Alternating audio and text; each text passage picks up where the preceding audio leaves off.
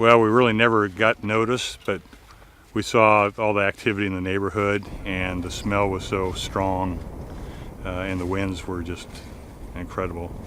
So you knew what was going to happen, and you could see sheets of embers just coming towards you.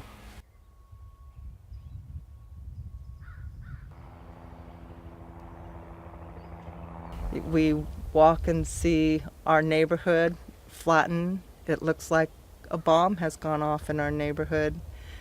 It's so heartbreaking.